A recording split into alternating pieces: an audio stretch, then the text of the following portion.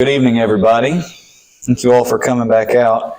I don't anticipate that we will make it all the way through everything that I've got prepared. There's a lot here. Just to give you a little context, usually my sermons on Sunday mornings are from 4 to 6 pages. I've got 11 pages for this one. So I very much doubt we're going to make it all the way through. So I'm going to just take my time, and if we have to make this 2 of them, that's even better, and we can spend time talking and not have to rush. But plenty to go through tonight as we actually talk about early Antioch, the world into which Antioch was born, some of those early families. And that's actually what we'll start out with, is Antioch's first families. This first slide and these first groups of people, not names that you'll know. We'll get into names that you'll know. But just so you have an idea of some of the founding families, the presbyters, those first group of pastors at Antioch, James Conyers, Philip Warden, and William Tatum. They were the first presbyters, the first pastors, group of 3 of them. Now, these are not their graves. This is Philip Warden and James Conyers. There are 2 of them. I have no idea where William Tatum ended up buried. He moved out to Missouri after pastoring here. They know the cemetery he's meant to be in, but there's no grave for him. Some of these other guys were the early members. Daniel Carson and his wife, Elijah Solomon, Southie Rayfield, John Danks, and John Driscoll and his wife. So 10 people. The original church was constituted with 10 members. But that does not mean that there were 10 people in attendance on any sort of regular basis. There were definitely more, because every single one of those people had large families. So just to give you an idea, Philip Warden, who is one of the presbyters, in the 1820 census, 2 years into Antioch, he's listed as having 2 children under 10 years old, 2 children between 10 and 16, 1 person between 25 and 45, that's probably his wife, 1 slave between 26 and 45, and 1 free black between 26 and 45. So in his household, 7 other people along with him. Elijah Solomon, another one of the guys, 1820 census, 2 children under 10, 1 child 10 to 16, 1 person 26 to 45, probably his wife, 3 slaves 14 to 25, 1 slave 26 to 45, 1 slave over 45, and 2 free blacks. Those 2 free blacks were probably the parents of some of the younger slaves. This is a kind of an unfortunate thing that would happen back then, is if you were a slave and you were married to a woman who was a slave and then you 2 had children, you would work to purchase your freedom and her freedom before you would purchase the freedom of your children. And the reason you would do that is, if I can become free, then I can go make money and I can more quickly purchase the freedom of my family. If my kid is free, he's still going to have to depend on me here at the plantation. He cannot help us. So you would purchase dad's freedom, and then mom's freedom, and then the children. So you end up with families where you have the parents are black and free, and their children are slaves. And that is just kind of the way that it was at this point. Last one of these, John Danks, 1820 census, 1 son 16 to 18, 1 son 18 to 25, 1 person 26 to 45, probably his wife, 1 person over 45, 1 slave under 14, 1 slave over 45, and 4 free blacks, 26 to 45. So when you hear these names of 10 individuals, 8 of them men, and we say, okay, well, there were 10 people at the church. No. Every man there probably has 3 to 5 or more children, and several slaves, and several free blacks living on his farm. And so in all likelihood, the early church at Antioch had probably an attendance of at least 50 people. This would have been probably a congregation likened to the size of what we have now. Somewhat similar, because just in those 3 men, Philip Warden, Elijah Solomon, and John Danks, they had 16 family members and 31 slaves. So you would have had quite a large number of people if you had 10 families represented with their children, plus their slaves, plus free blacks. Large number of people. The fact that there's 10 members just tells you that those 10 individuals actually understood the Christian faith and made a credible profession.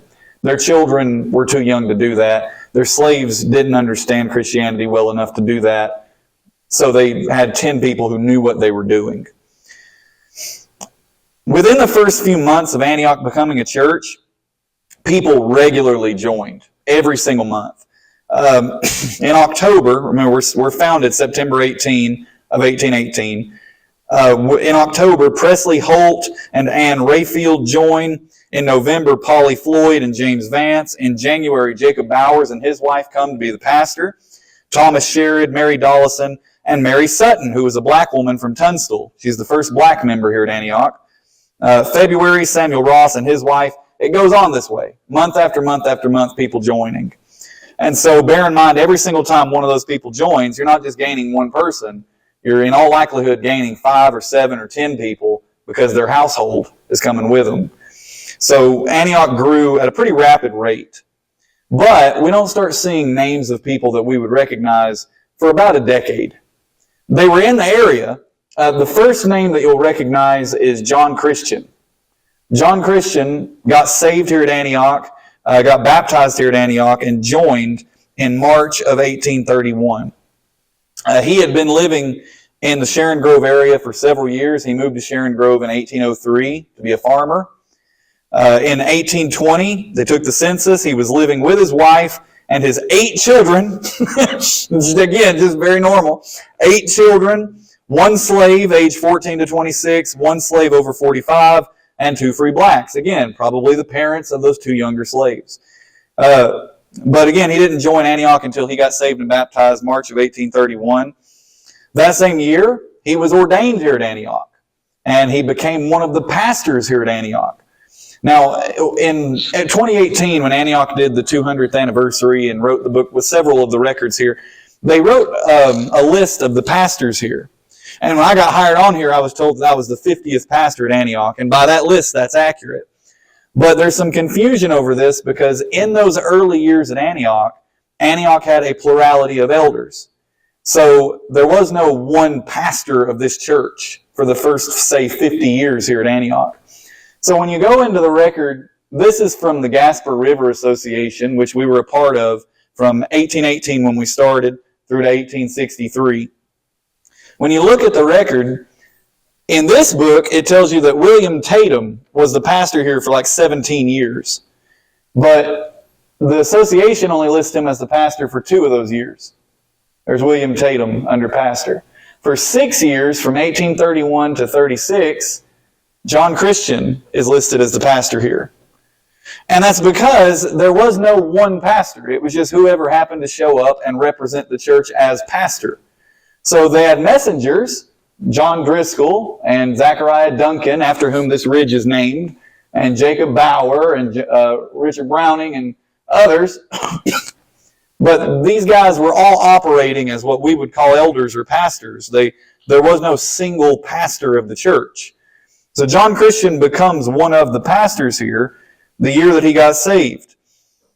All of that is to say that since 1831, there has been an individual with the last name Christian here at Antioch. So for 193 years now, we have had a Christian at Antioch, which is pretty neat. Michael just shared with me that this is his 4th great-grandfather was one of the early members here.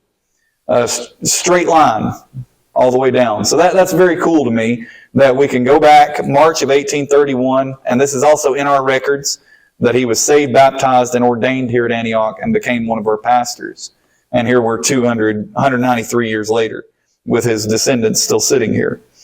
That's very cool for me. Another early family you'll recognize is the Sears family. Sears family name comes up quite early as well. The first generation of Sears folks come from the Potomac area of Virginia. They move here pretty early in the 1800s. The first one was a guy named William Sears who moved to Russellville sometime in the early 1800s, maybe late 1700s. The first one in our area, here in the Sharon Grove area, is a guy named William Monroe Sears Jr. And this is, I can tell you, some of you Sears sitting here, I don't mind to say, this is the most confusing bunch of people because they all named each other the same thing, generation on generation. And it's so hard to figure out who's who because there's like 5 William Searses that all lived at the same time in the same place. And it didn't make any sense the way they named each other. It wasn't, Daddy named his son William. It was I'm going to name my brother what our uncle was named. And so it's just mixed up nonsense. So William Monroe Sears Jr. lived in Russellville around 1804 to 1815. Haziness on when he moved up here to Sharon Grove. But by 1815, he lived in Sharon Grove. We know that. He settled on the Clifty Creek, which some of you probably know what that is or where that is. I don't, but he did. He lived there. He settled on the headwaters of the Clifty Creek. Had a farm, 222 acres there. Lived there his whole life. Left it to his son Fritz. Okay? Now, unfortunately, he and his bunch didn't get immediately involved with Antioch. Don't really have any connection here. The line that ends up at Antioch is his nephews. Okay, so William has an older brother named David who lived the rest of his life in Russellville, never moved out here. David's son, wouldn't you know it, his name's William. Okay, so this is where it gets like, we're just, my nephew, I'm my own grandpa. Have you heard that song? Yeah. I haven't heard that in several years. If you've not heard that, you need to look it up. I'm my own grandpa.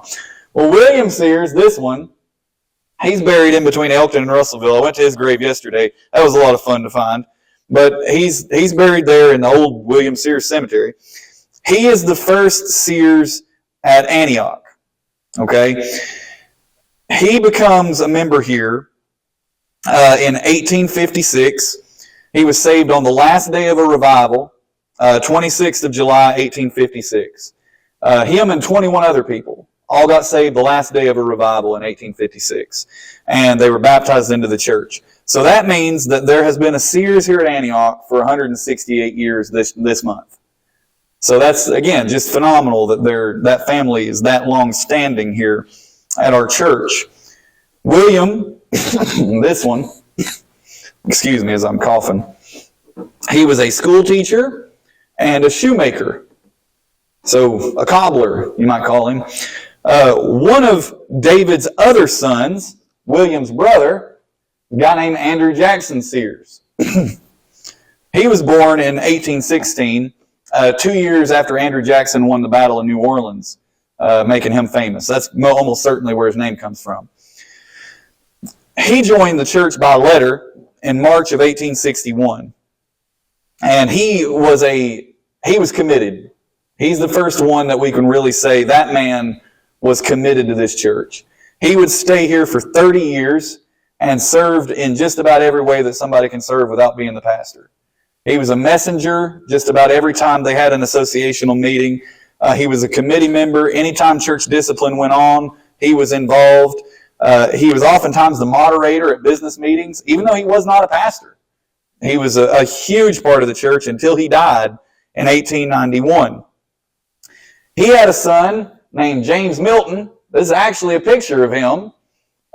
James Milton was a whole lot younger when he joined, but he was 21 when he joined in May of 1861. He was also converted and baptized here. Now bear in mind what I'm saying, 1861. Anything important going on in 1861? Civil War. Okay, the Civil War starts in April. That's the Battle of Fort Sumter when the Confederates fire on that little island in South Carolina. That's April. Kentucky declared itself neutral and said that they requested both the Union and the Confederacy keep troops out of Kentucky. And that lasted up until about August. In late summer, early fall, the Confederates start building Fort Donelson, just down in Dover.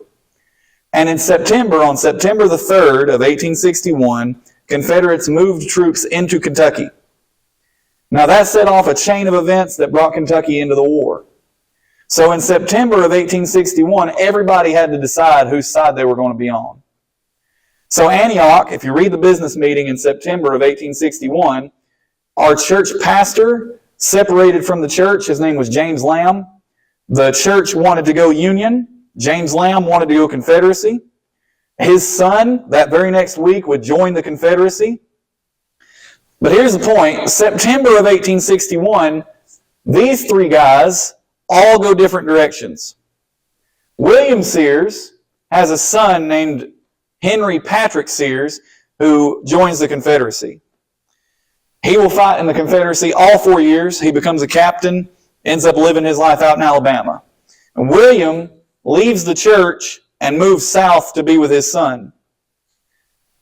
Andrew Jackson stays right here. He goes nowhere. He stays right here at Antioch, completely neutral. James Milton moves north. He goes to Illinois, ends up moving to Kansas, lives the rest of his life out in Kansas. Wanted nothing to do with the war. So the Civil War impacted Antioch so much that we separated from our own pastor, and in a single family, you had one guy go south, one guy go north, and one guy stay put. Right here in one family, just in our little church. So this was a really difficult time to be anybody, but really even right here at our church, the Civil War was a very difficult period. Pastors leaving and being voted in, families being split in half. It was hard, very hard on our church. Some other names that you may recognize but don't readily appear anymore here at Antioch, although in my time we've had these people. The Bodines and the Corseys, they show up pretty early, really early. This is a photo from 1900 of some of the Corseys. You may not be able to make this out, but there's a baby here, maybe 2 years old, maybe 3. There's another baby here, and then a great old man holding the babies. So this is Roscoe, baby. Francis Asbury Corsey, the old man. Roland Corsey, another baby. Meredith Corsey, a man named Meredith. I know that I'm new school. I know that was a man's name, but I cannot fathom a man, like a boy named Sue. But a man, Meredith Corsey, Johnny Corsey, Sally Corsey, and Pearl Ballard Corsey. So these individuals were here. Francis Asbury Corsey was probably alive for much of Antioch's growing pains in those early teen years. So this family would have been here. These are just some of the early families. Anything on that, as you guys probably have more input on these families. I wish I had photos of John Christian or anybody in that lineage. I'd love to show pictures of that if you end up coming across anything, Michael. But no pictures of the old church. No, so the first pictures of Antioch that I can find, really regrettably, are from like the 50s, 1950s, which is just really, that's super regrettable. Because this sanctuary, you ladies may have something that I'm not aware of. I'd love to see older pictures. But this sanctuary was built in the 1850s.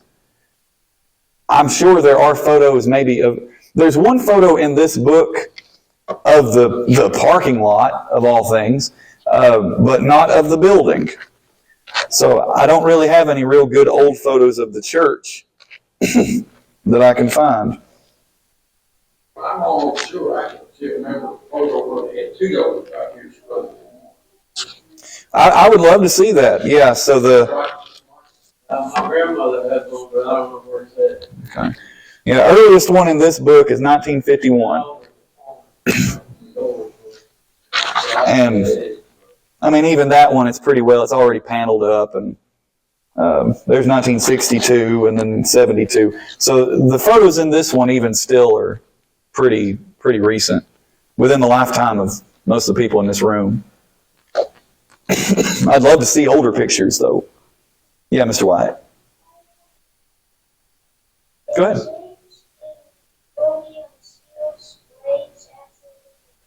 So they're not buried here. He is buried out in Kansas. A.J. Sears, I'm told, is buried out here in Bumpaw. Okay. Okay. There's some pretty good pictures of his grave. You know something, that real Sears there? Mm-hmm. You know, he went north, like I told you this morning, several years ago, they mailed it went west to Nebraska. Mm-hmm. Several years ago, Nebraska, they have a Sears East, gave him up after. Okay. And that guy that he was back here, his name was Gilbert. Okay. And somebody, you know, his name's going back. Yeah, you still doing it. But that was back in the 60s, I guess. Yeah. Yeah, His name. yeah, it's still passing on. Y'all got to come up with something new. The this fellow, like I mentioned, is buried here locally, Wyatt.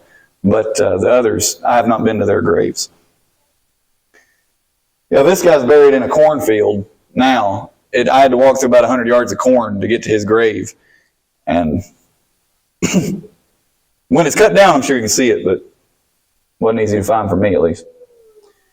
Okay, the culture Antioch was born into was not a good place to be when Antioch was started. Not a hospitable place, not a kind place. This was a very rough place to be.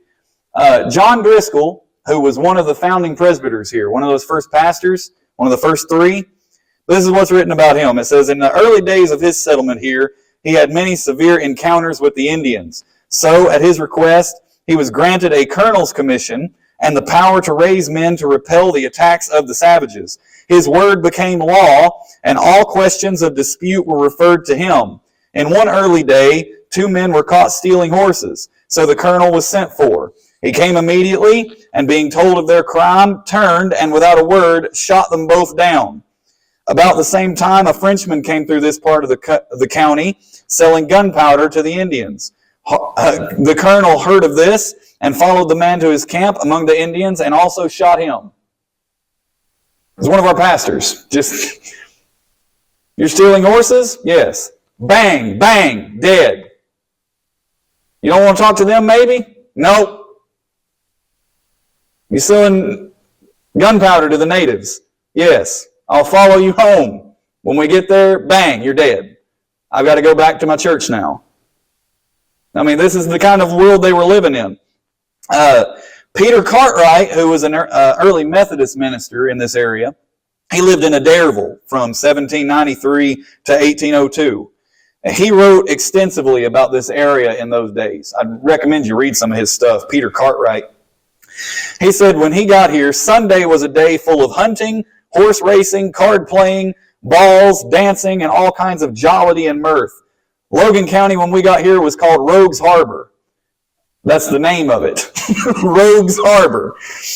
There were many refugees from almost all parts of the Union who fled here to escape justice or punishment. Even though there was a law, it was never executed. It was a desperate state of society full of murderers, horse thieves, highway robbers, and counterfeiters who had fled here and eventually combined and formed the majority. So this was a place of rough and rowdy people who did not really appreciate law abiding. Now, there was a period of time in the early 1800s where a group of lawmen came in. They called themselves the Regulators. This is a picture of the Regulators in Russellville in the early 1800s. To call these lawmen is quite a misnomer. They were a gang. That's what they were. It was a gang of men who came in and said, I hear you all are having trouble with lawbreakers. We will kill all of them. And then they did. And then they were the gang that everybody had to deal with. That was kind of how it went.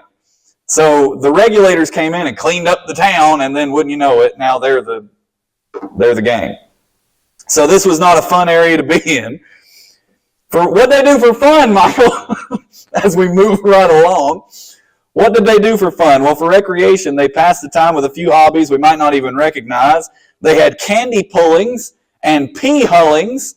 Candy pulling, they used sorghum molasses, and people would butter their hands and then pull the molasses until it was made into a golden yellow rope ready to be broken into individual sticks and be eaten. They would use hooks like this sometimes where you pull it, or if you had 2 people and no hook, you just kind of pull against each other, and they'd do that. I don't have to explain to you guys what pea hulling is. I think most everybody in this room has probably snapped green peas and stuff like that. Shaking heads, okay, yeah. So, all right, I've done that, so surely you all have done that. But yeah, they would do that. They would sing while they did these things together, have community singings. Sometimes people would have a pump organ. They'd sing hymns. Fox hunting was really common. That was a big one that young men would get into. They had some other activities that they enjoyed. Peter Cartwright, again, he says, in those days, we killed our meat out of the woods wild. This is a neat one to think about. He says, we beat our meal and hominy with a pestle and mortar. So they didn't have cornmeal. They didn't have anything like that. So they would beat it themselves. And here's how they did it. He said, we would stretch a deer skin over a hoop and burn holes in it with a fork, and then pour the meal on top of it and sift the meal, and then eat what came through the bottom. And that was first-rate eating. That was how they made cornmeal. He says, we raised and gathered out of the woods our own tea. We had sage and bohea. I don't know what bohea is. B-O-H-E-A. I've never heard of that. Somebody can look that up. Sage and bohea, crossvine spice, and sassafras tea. It's not even legal to drink sassafras anymore, by the way. That's quite potent. They liken it to marijuana. As for coffee, I'm not sure I even smelled it for 10 years. We made our sugar out of the sap of maple trees, from which we also made molasses. These were great luxuries in our day. We raised our own cotton and flax. We water rotted our flax and broke it by hand and scutched it. We picked the seeds out of the cotton with our fingers. We had no gins. Our mothers would card and spin and weave it into cloth and then cut it and make our garments and bedclothes out of it. So this is very just rugged frontier people. That's the way they lived. Now, the reason that they lived this way is because they did not have the things that we just expect. For example, it wasn't until 1793 that the cotton gin was invented. So that was before Antioch, but not readily available for many more years.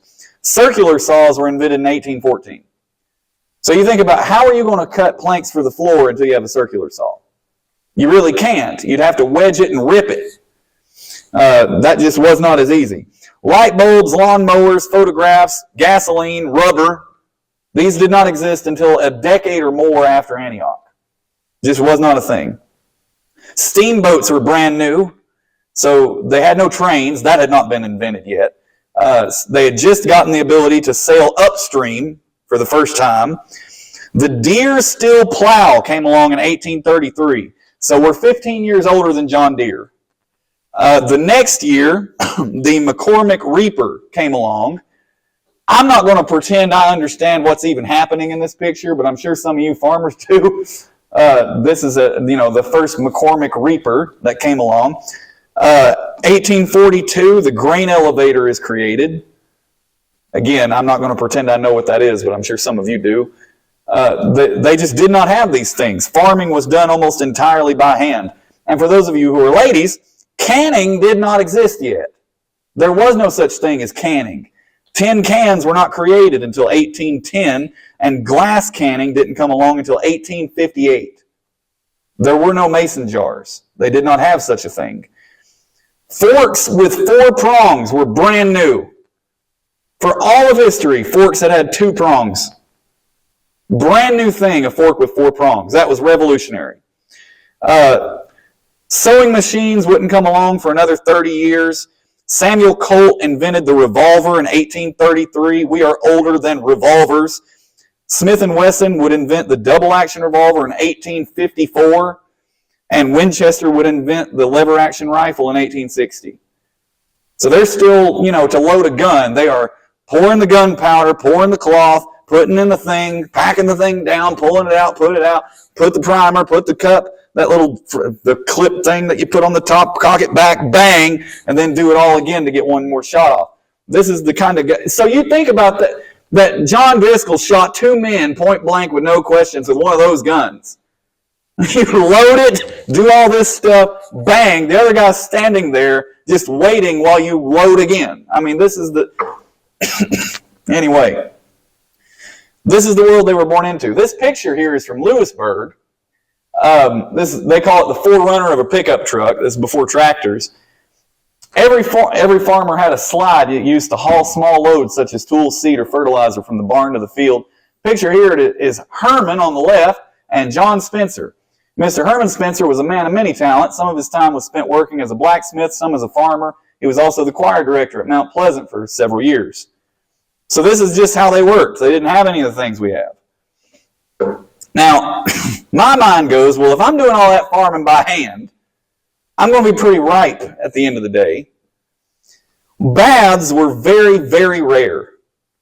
This is a quote. A person might take a bath or 2 during the summer months and none at all the rest of the year. Yeah, shoot. When baths were given, chances were that the entire family, beginning with the oldest adult and ending with the smallest child, would climb into the same little tub and wash in water that got filthier with each immersion. Now, my father took baths like that until he was 16. They didn't get running water until 1980. So he used to tell me that he and his family would fill a big tub with water, and the whole family would bathe. But in his family, they went youngest to oldest, and Dad went last. And I guess that was just kind of a courtesy thing. But this source, they said that in this area, it was the opposite. Oldest adult went first, and youngest child went last. And that actually makes sense, because I read this too. Have you heard the folks saying, don't throw the baby out with the bathwater? That saying came from the fact that there were repeated documented incidents of babies drowning in bathwater that was so filthy nobody noticed they'd slip beneath the surface. That's how dirty the water was. By the time that a child got to bathe in it, it was so dirty you couldn't see a child in it. You imagine the filth. Of course, when you bathe once or twice a year and the whole family's in that same, you could have just filled it back up, Dad. That's where my mind goes. Just go get more, or just let's go to the creek. But anyway, okay. Any questions or anything on that? One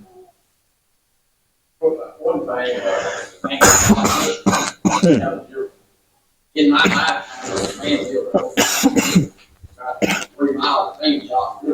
Okay. But this job, Robert's running down. Probably connected. Although you are pretty old, it might have been him.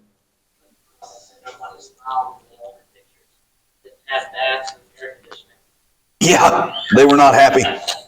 Not happy. 14 layers closed. Not only that, a man lives down there on Billy's farm now.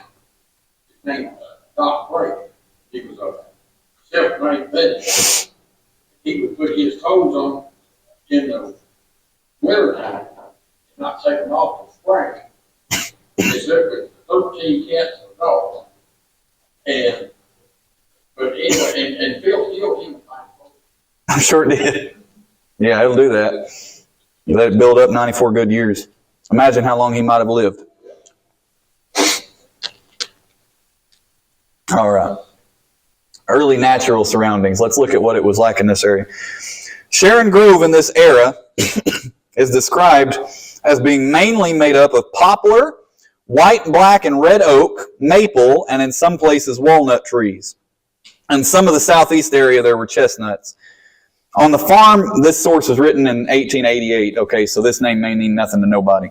On the farm now owned by Charles Christian, a coal bank was discovered. At first, the pioneers simply mined it for personal use. John Christian used it almost exclusively for fuel for many years. Some very pronounced lead formations have also been discovered, especially along the banks of the Clifty Creek. James Sherrard used to mine lead here.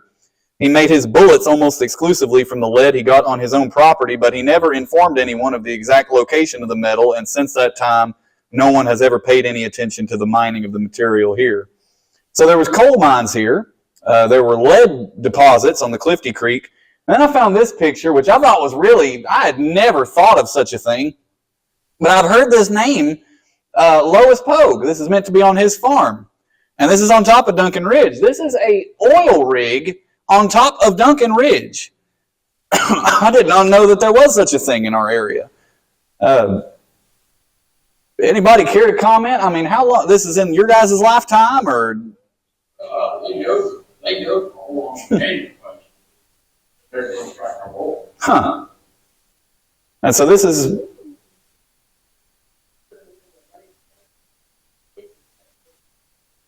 Huh. Now, up here, what they're doing, they're going to help them when you go down there. They get gas there, they couldn't even fight. Huh. That's what gas there. Somewhere to visit out. Well.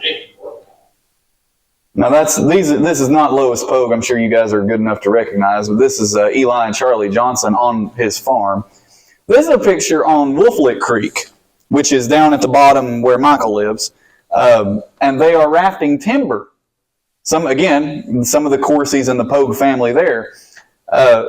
It's pretty wild to me. When I think of that creek, I don't think of that as being a big enough creek to raft timber on. I don't know if it would have been bigger back then or if I'm just not conceiving of it the way that it really is. Yeah. They cleaned it out because now you've got stuff that's, structured, people, on cost. They had to do something. Yeah. Yeah, I'm sure that would have been a major work, but I mean, even just the size of the creek itself, I don't know how you'd ever get anything worth trading. A lot higher back then. Yeah. That was my It was probably more water flow because they didn't start doing a lot of the Army Corps of Engineer dams where they made all these lakes around here, like Lake Malone. Yeah. They didn't start doing those until like the 40s and 50s. Okay. Yeah, that's. Yeah, and I mean, obviously, I know Antioch Lake wasn't here until very recently. Yeah, so. Oh, right, it was in the mid-70s when we built it. Okay, so yeah, there would have been, anyway, just neat stuff there. So the landscape would have looked considerably different.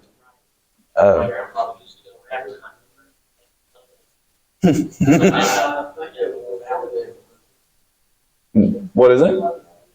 That's one of the reasons for the show. Low. They Oh. needed a water source. Over here in Cliffs, I can remember a home man. Okay. I can remember going hiking down through there and seeing that cold. Yeah. They didn't do it nobody then.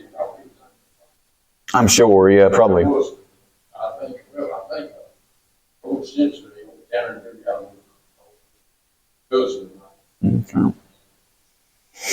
Well, they didn't get roads here until quite late in the game. I know these maps are no use to you as far away as you are. They're not much use to me standing right here, but I wanted to put them up so you know they're there. There is a map of Lewisburg from 1877. That's about the earliest map I can find of Lewisburg. If you don't know, Lewisburg used to be called Henrysville before it was called Lewisburg. And there's some really interesting photos of Henrysville, but no maps. So this would be Lewisburg proper. And just like a map today, you've got what we now call 106 coming southwest toward Elkton. But back then, this was called Morgantown-Hopkinsville Road. I actually found a source this week that confirmed that for me. So 106 is what they used to call Morgantown-Hopkinsville Road. And it comes southwest here. All these dots that are just littered everywhere, that's homes. And the person who owned it, their name is written beside it on the map. But you had to pay to have your name put on the map. So a lot of people aren't there that would. So anyway, but this is what's interesting to me. You see that there's a road here going southwest from Lewisburg out towards Elkton. This is a map of Logan, Todd, and Muhlenberg County. So here you have Russellville. This is a railroad, this main line coming up. That's that L&R railroad that used to come through. L&N, sorry, yeah. I should know that, Louisville, Nashville. But the L&N railroad, that's this. Here's Lewisburg. Here's Sharon Grove. And here's Fairview and Elkton. There is no road. And this one's from 1890. The roads were so negligible, they did not even put them on maps. So when we're talking the Morgantown-Hopkinsville Road, we're talking a dirt path. This is not a paved road of any sort. So by the 1870s, they're starting to have recognizable dirt roads. Okay, that's how rural the area was. So when we're talking 1818, nothing. This is unrecognizable as roads. You would not know that they were roads. The Morgantown-Hopkinsville Road was put in 1842, followed by the Elkton and Mount Sharon roads. The Wolf Lick Meeting House, where we first met, was on this road, 1 mile west of Wolf Lick Creek. So here's Wolf Lick Creek, and it intersects there. And so 1 mile west, I wish I had my agenda or whatever. Oh, here we go. 1 mile is that far. So there and there. So somewhere before you get to the Todd County line. So somewhere between Everett, just up the road here, and Michael Christian's house is where the first Antioch was. Okay, somewhere in there on what is now called 106. We do not have a real good idea of exactly where, but that's the best thing. A little bit more about this local area in particular. I found this. This was a recommendation to the people of this area in the era, trying to help them understand how to live. It says, cornbread and wild game are to be your principal articles of food. I'm sure they didn't have to tell people that. Wheat bread is a luxury that few should try to possess. Can't afford wheat bread. That just won't happen. Before mills are to be built, different plans should be adopted to manufacture corn into meal for bread. So here's their recommendation. They're trying to teach the people out here how to survive. While your corn is yet soft, it should be grated into cornmeal by rubbing it over a piece of tin punched full of holes to make it rough. Mortars should be cut by cutting a tree at about 3 foot from the ground and burning a hole in the top of the stump about 1 foot in diameter. So they assume the people don't have a mortar and pestle to actually crush the meal with. So they say, cut a tree down and burn a hole in the stump, and then pour your corn into that hole and use a hard hickory pestle or an iron wedge attached to a string pole to pound it fine. That's how they were trying to tell people to survive out here. It's that rural. The first mills didn't come here. They got horse and water mills in the 1830s. So there's a decade there where the people here in Antioch had never even seen a mill. Very, very rural. Before 1910, and especially before 1900, farmers were not required and usually did not fence their livestock. Nobody had fences. Not even the, rickety wooden ones where they zigzag them, so they didn't do that. The inhabitants of the spa area are noted as, quote, muttering half threats against lawmakers as they began the grueling task of fencing their acreage of farmland with barbed wire and cedar post. So they came through and told them to fence their land, and they cussed them. Did not want to do that. Now, in all of this rough kind of grisly area, I would just expect that the people were rough and that they were kind of almost solemn, maybe. But this is the description of one guy who grew up here. He was asked to describe his childhood. Listen to these words. We were reared in simplicity and surrounded by poverty, but we were cared for by very brave parents. Our lives were one long dream of sunshine, unbroken by even a single storm cloud poured out as a shameful libation to dim the horizon of our happiness. One long stream of sunshine. Not even a single storm cloud to dim the horizon of our happiness. Now that's a testimony of somebody who grew up here.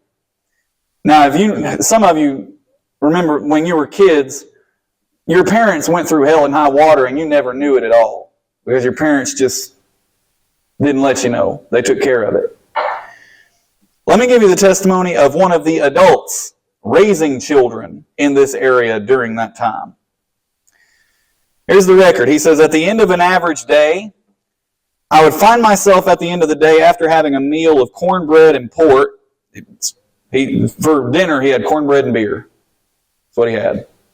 At the end of the day, after having a dinner of cornbread and port, I would lead my family in evening devotions, lay them down, and then I would spend the night sleeping in the floor in front of the fireplace on a flea-infested rug. That was his life. So the children say, it was one long dream of sunshine without a storm cloud to interrupt the horizon of our happiness. And Dad says, I ate cornbread and then laid on the floor on a flea-infested rug. That's what it was like. So, the children, he says, we had very brave parents. They totally different experiences. And you can see that as a parent, you're going, I don't know how we're going to survive. And the kids are just, oh, this is fantastic. This is the best life ever. But they provided that. I love that he says that every single day he led his family in devotions too. Again, these are people that are illiterate. They have no books. And they're still taking the time to sit down with their kids and teach them about God. Okay, economic situation. Where are we at on time? Yeah, okay. Yeah, it's going to be 2. We're 3 pages in into 11. I don't think I can go that fast. All right, economics. It's written that in this area for that time, currency was scarce. Tobacco, pork, and whiskey were used as barter items for the few merchants that were here. Most Baptist pastors in this area were not paid. Baptists were the only people that did that. Every other group of Christians, from Catholics to Methodists to Presbyterians to Episcopalians, everybody has always paid their pastors. Baptists, for whatever reason, said, no need for that. We'll just not pay him, and he'll do it anyway. And so, for the longest time, Baptist pastors did not get paid. But when they did, they were compensated not with money, but with barter goods, trade goods. And so, one record from the early 1800s is 1806. This is from a church here nearby. This is up in Dunmore. It says that they paid their pastor 53 shillings, which in their era, that's about $5. And remember, this is a year. This is for the year. $5 for their day, that equates to $128 in our day. I got to tell you the truth. If you guys started paying me $128 a year, I'd probably have to go. I don't know if that would cut it. $128 a year is not going to make it very far. 12.5 pounds of salt, 1 barrel of corn, which is 280 pounds of corn, 2 bushels, 120 pounds of wheat, 363 pounds of pork, 100 pounds of flour, 100 pounds of beef, and 36 gallons of whiskey. That's what they paid him in the given year. Would he have sold that stuff? I'm sure. I mean, yeah. But there again, to sell it and turn it into money would probably be of no good. He's probably trading this for other things. You'd probably, 30 pounds of beef for a horse or something. You'd probably be still trading for other goods. Now, no salt was a necessity. No refrigeration. If you didn't have, you live on the coast, you couldn't get sea salt. So there's only certain places where you have salt minerals big enough to mine it. One of them is over by Cave City. They have a old salt mine over there. They even paid soldiers in the Revolutionary War and the Civil War in the War 1812 with salt. Yeah. I know, and I mean, you got to think too, this is long before refrigeration, so to preserve your meat, you'd salt it, or smoke it, but it's a whole lot better salted than smoked, because I think you're just eating jerky. That started as a PC and I was working after talked about in his younger years as a doctor, how he got paid by chicken. And he just got paid by whatever they had to give you. No monetary. Yeah. And I thought that was really noble. Yeah, that's back when doctors were trustworthy. Yeah. They were all, we've all worked this. Yeah. The pastor that I apprenticed under, Ron Cook, he was in his 70s when I was in my teens, so he'd be in his 90s now. But he said that when he was a boy, he used to get paid with watermelons. His first church paid him with watermelons.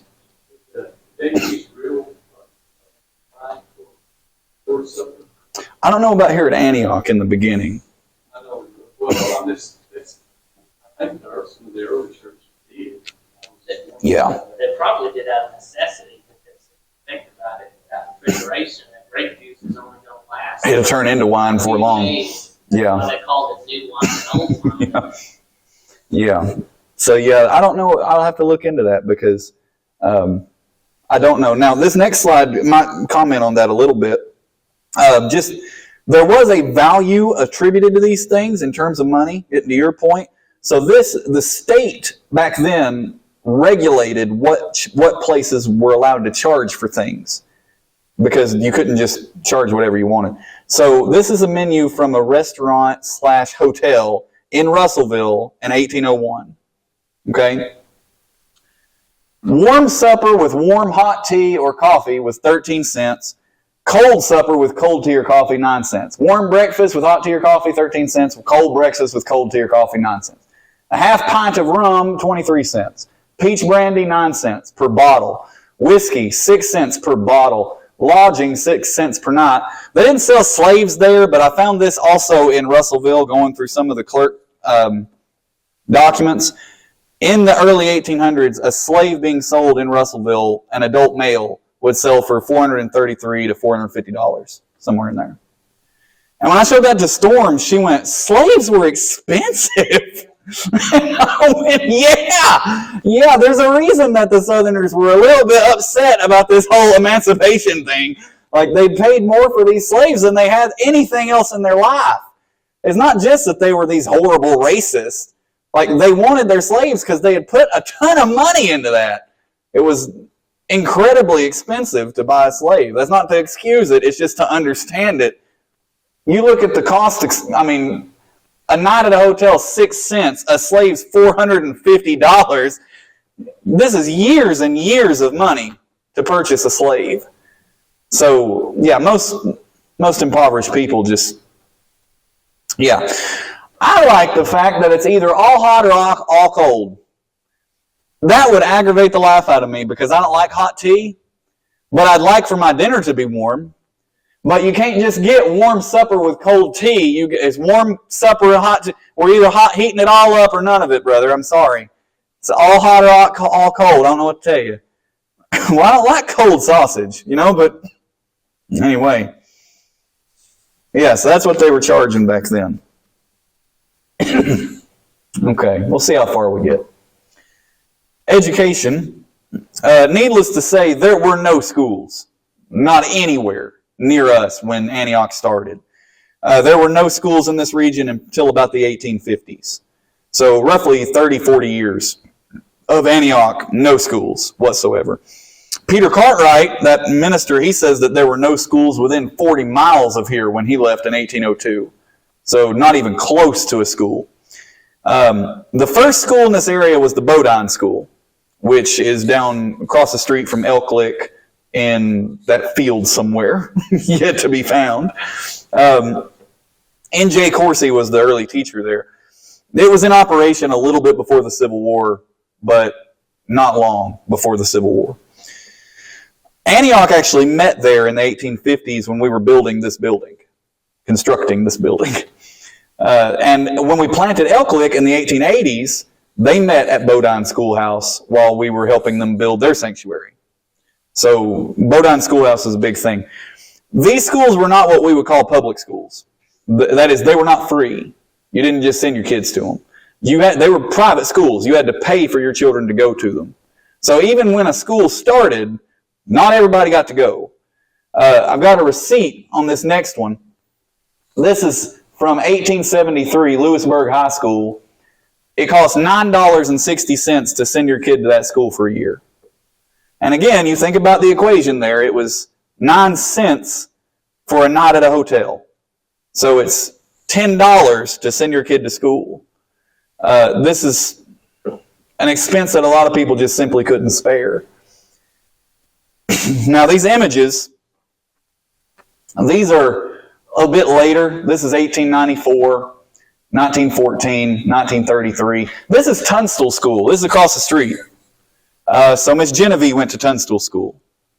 So some of you remember a time when that school was in existence, in operation. This is an early photo, and I'd be glad to let you guys look through the names here if you want to come up and look at them and get a closer look. But what did a school look like back then? Well, before a schoolhouse, you just meet in somebody's house. And you got to think about this. When people came out here and built log cabins, they are not architects.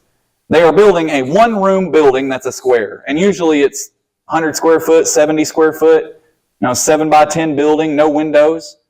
And for your family of 15. So to call it a one-room schoolhouse was exactly accurate. It is a one-room schoolhouse because a bunch of people lived there. Sometimes the churches, once a church was built, would start offering a school out of the church.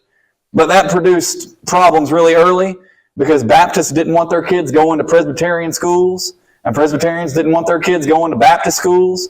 And so they had to start community schools, which is what things like Tunstall and Bodine were, for the whole community just to come. They were usually not very nice. One person described them. It says it had a plain dirt floor. backless benches in some places and seats made of logs in the other. Oiled papers covered the window openings, and there was a large log-burning fireplace. So just a ramshackle hut for a school. By the 1840s, there were a few improvements. They began to see split log floors. There was now a table for the teacher, and we began to even see a few textbooks for grammar and arithmetic. So that brings something else to mind. No books. They had no books. They had no paper. That was not a thing. Not that it didn't exist, but in this area, it wasn't here. In fact, if you read Abraham Lincoln's biography, the first book he ever owned, he had to work 3 days to buy it, and the only reason that the guy was willing to sell it to him was because it had been waterlogged. It got caught in a rainstorm, so it was useless. He worked 3 days to buy it waterlogged. I mean, this is so rare. By the way, when Antioch was planted in 1818, Abraham Lincoln was 9 years old, and he lived in Elizabethtown. His mother was about to die. And so him and his family moved to Illinois, and his mother died, and his father came back to Elizabethtown to find another wife. And there's a whole other story. But we're just right up the road here. Same era. He was Baptist too, by the way. But he loved the Westminster Confession, which is goofy. The whole thing. Anyway. So sometimes when a church was officially built, they would actually start to have resources.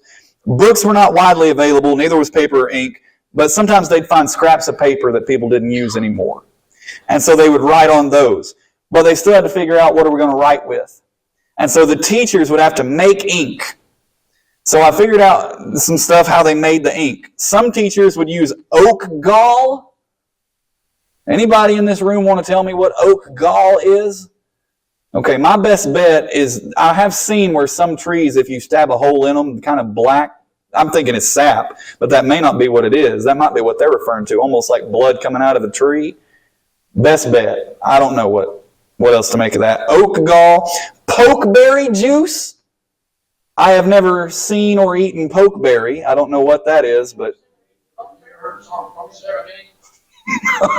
No, I hadn't heard of Poke Salad Annie. That's a new one to me. That's got big leaves, and they want people to eat the young poke leaves like greens. But if you eat it when it's too old, it'll kill you. If you snap the stalk and it's gummy white on the inside, it's poisonous enough to kill you. But if you eat it young, then it's got a real strong green flavor to it. I hate that I've missed out on that. The berries are green berries. They're like black. They look like Okay. almost little grapes or something like that. But they're Good. Action, whatever, get all of they'll stain anything. They'll permanently stain anything. You can't get it out. Okay. So that's probably why They use it for ink. Okay. Some also said they used iron rust, which couldn't have been very healthy, but you're not even supposed to use iron or lead. I'm thinking lead-based paint. Okay, so yeah, no, iron rust, they'd use that for ink. And then what do you imagine they used for writing utensils? They'd tell the students to bring their own feathers. So if, Daddy's turkey hunting this week, you grab a couple of feathers, bring it for your classmates. Chickens, yeah, go pluck some chickens. For most teachers, though, that was a lot of trouble. So usually they would focus on memorization and recitation. The teacher would have a book, and the teacher would teach the kids how to read and write audibly. You just learn it. And so every student would have to stand up and spell right where they stood. And that actually gave rise to what we now call spelling bees. That's where that came from. That's how you learned how to read, was in spelling bees. There was a school in Olmsted. This is just a funny story, and then we'll probably be having to stop here. Yeah. There was a school in Olmsted in 1818, one of the first schools in the area. Their teacher was a guy named Reverend Thomas Smith. He taught boys and girls of both white and color. That was pretty revolutionary at the time. And he says that he taught them the more advanced branches of learning, including elementary grammar, geography, with use of maps. That was a huge one. He had maps. And arithmetic beyond the rule of 3. And this is just a funny story. It says that Reverend Smith followed a teacher that they called Dr. Thurston. He never drank water, but always brought with him a jug of blackjack tea. So just goofy stories that have stayed all the way down. But this is a good picture. This is a school in Dunmore. And you can tell, let me point this out. Most children going to school were girls. You can see that in these pictures. Most of the children are girls. But if you continued getting an education past 6th, 7th, 8th grade, most of the kids still getting an education into their teen years were boys. Reason being, for the era, there was no reason for a girl to get an education beyond being able to read and write. If you wanted to learn geometry, geography, things like that, you were going to be a land surveyor, something of that nature. Those jobs were for men. And so by the time you get to what we would call middle, junior high, high school, it was all boys almost. And so this is an image of one of those schools in Dunmore where they taught higher education. And you can see he's got his graphs. This is almost certainly for geometry. And so they just had to figure that out, and just with almost no resources.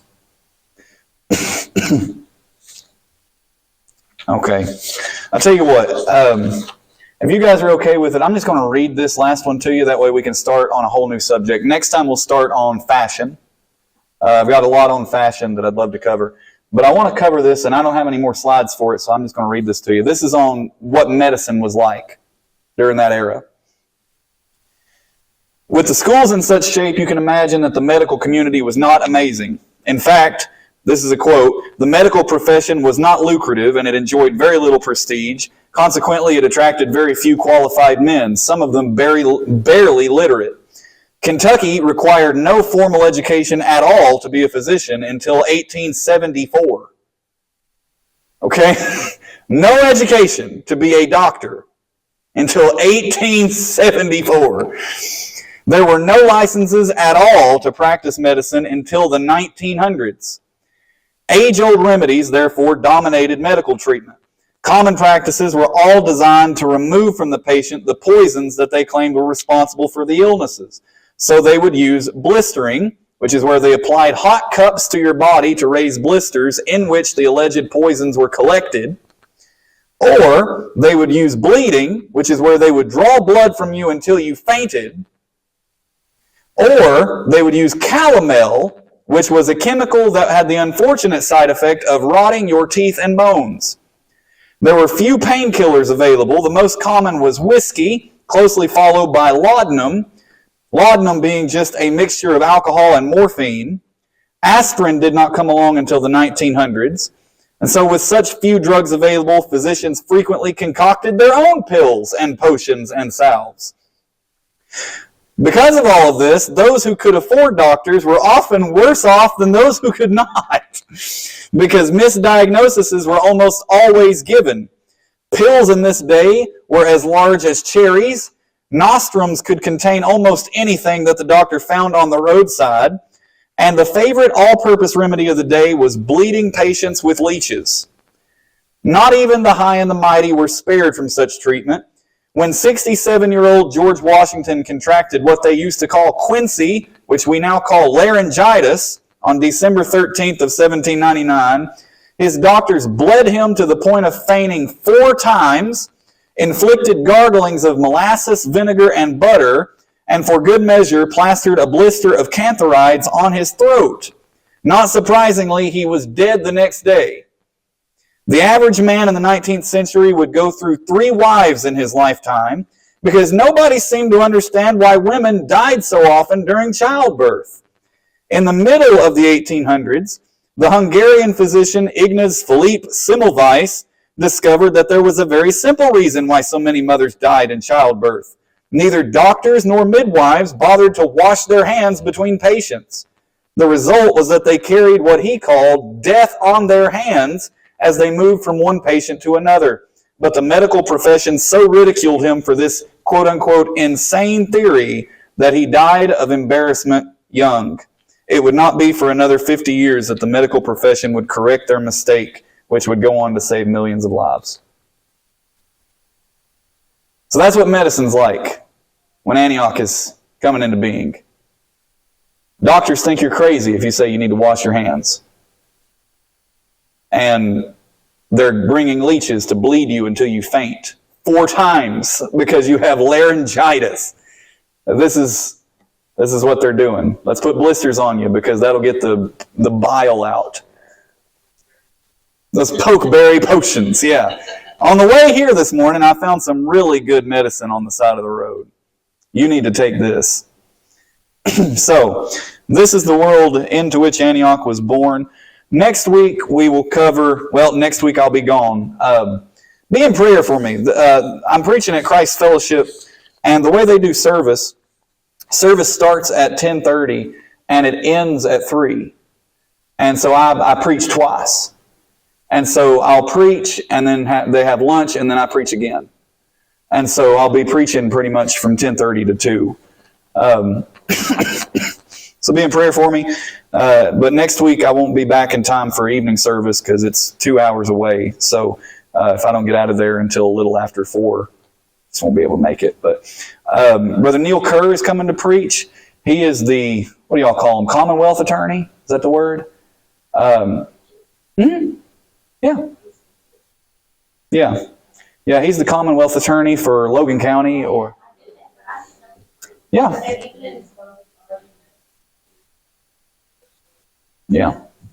He's preaching here, by golly. Yeah. So, so he's going to be preaching for you next week. I look forward to that. Tell me how he does. I've heard him teach. I've not heard him preach yet. So I know what he believes. We've talked a lot about what he believes, and I've heard him teach. But I have not had the opportunity to hear him preach just yet.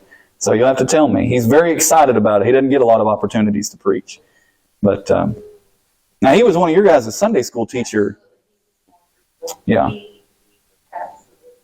Well, I look forward to him preaching and look forward to hearing how he does. All right. Prayer requests.